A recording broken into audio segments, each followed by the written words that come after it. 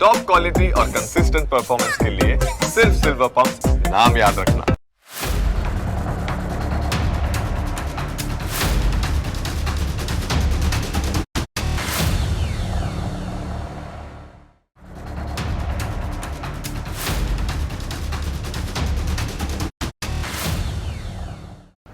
કોઈ વ્યક્તિનું દિલ ભારત માટે ધબકતું હોય, તે ભારતમાં જ જન્મી હોય, તે ભારતમાં જ રહેતી હોય અને તેની પાસે ભારતના તમામ ઓળખ દસ્તાવેજ હોય, એમ છતાં તેને સવાલ કરવામાં આવે કે શું તું ભારતીય છે? સ્વાભાવિક રીતે આવો સવાલ સાંભળીને પહેલી વખત તો ગુસ્સો આવે અને વારંવાર આવો સવાલ પૂછવામાં આવે તો અકળામણ થઈ જાય.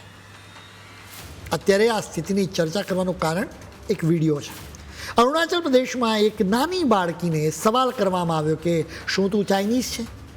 આ બાળકીએ એનો જવાબ આપ્યો, જેનો વિડીયો સોશિયલ મીડિયા પર વાયરલ થઈ ગયો. સૌથી પહેલાં તમે આ બાળકીને સાંભળો. हेलो गाइस, हमको एक आदमी ना हमको ऐसे बोले आप चाइनीज से क्या ऐसे बोले मेरा अब इंडिया है, हम भी इंडिया है. आप लोग ऐसे मत बोलो, हम लोग इंडिया है. आप हम लोग को चाइनीज बोलने से हम बहुत गुस्सा होते हैं, बहुत दुखी होते हैं. प्लीज हमको ऐसे मत बोलो, हम बहुत दुखी होगा. तो हमको इंडिया बोलो, इंडिया. हमको चाइनीज मत बोलो, हम बहुत दुखी लगते चाइनीज बोलने से. हम इंडिया का है, हम ईटानगर में बैठते हैं. तो आप लोग ऐसे मत बोलो प्लीज.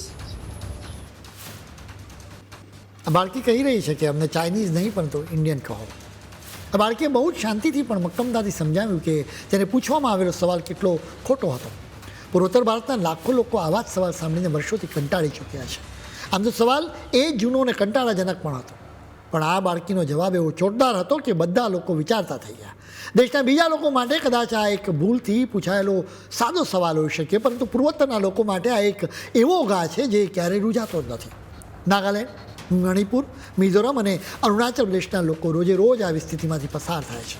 તેમને પૂછવામાં આવે છે કે શું તમે ચાઇનીઝ છો? શું તમે નેપાળી છો? તમને હિન્દી આવડે છે કે પછી તમારી આંખો આવી કેમ છે? આવા સવાલોમાં જરાય નિર્દોષ કુતૂહલ નથી, પરંતુ પોતાના દેશમાં દાયકાઓથી પરાયા હોવાની અનુભૂતિ કરાવતી એક કડવી વાસ્તવિકતા છે.